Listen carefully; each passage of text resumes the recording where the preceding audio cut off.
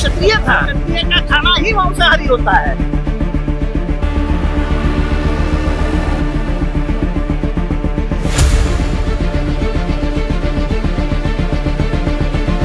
अयोध्या में राम मंदिर के उद्घाटन को लेकर पूरे देश में तैयारियां चल रही है। इन सबके बीच महाराष्ट्र में भगवान राम को लेकर राष्ट्रवादी कांग्रेस पार्टी यानी कि एनसीपी के एक नेता के बयान से राजनीतिक गर्मा गई है।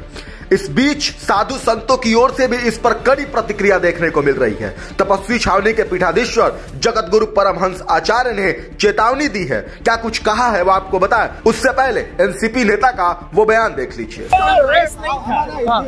तब खाते क्या थे राजा राम, और राम क्षत्रिय था, तो क्षत्रिय का खाना ही मांसाहारी होता है। लेकिन आप कह रहे हैं इसको क्यों कंट्रोवर्सी कहीं ना कहीं होती है, आपको नजर नहीं आ रही? क्योंकि राम को मांसाहारी करना, क्या कंट्रोवर्सी?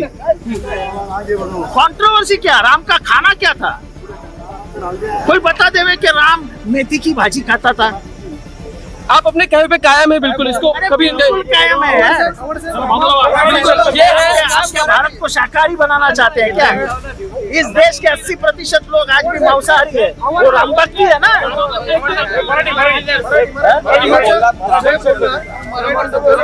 तो सुना आपने, नेताजी कह रहे हैं कि राम शिकार करके खाते थे।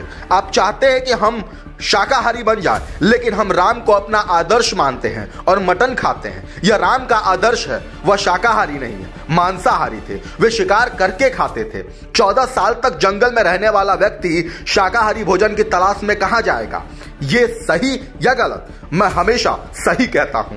एनसीपी नेता के इस बयान पर साधु संतों में काफी आक्रोश देखा जा रहा है। तपस्वी छावनी के जगत गुरु परमहंस आचार्य ने कड़ी कार्रवाई की मांग की है और कहा है कि अगर दूसरे धर्म के विषय में अगर इस तरह का कोई बयान दिया गया होता तो अब तक शायद वो जिंदा नहीं होता। प्रभु राम का अपमान बर्दाश्त नहीं किया जाएगा। हमारे शास्त्रों में वर्णित है, प्रभु श्री राम की निंदा नहीं सुनेगा ये हिंदुस्तान।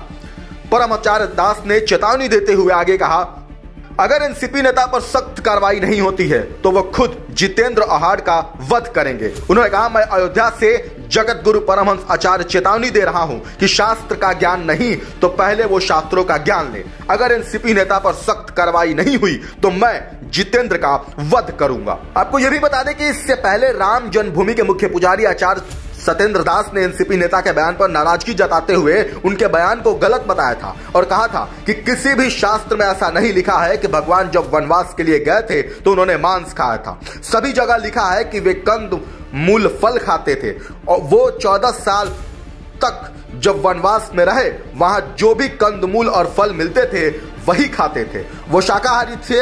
हमारे शास्त्रों में जो वर्णन है वो शास्त्र ही प्रमाण है। बहरहाल एनसीपी नेता के बयान पे आप क्या कुछ कहेंगे हमें कमेंट बॉक्स में जरूर बताएं। वीके न्यूज उत्तर प्रदेश उत्तराखंड, सच का सारथी।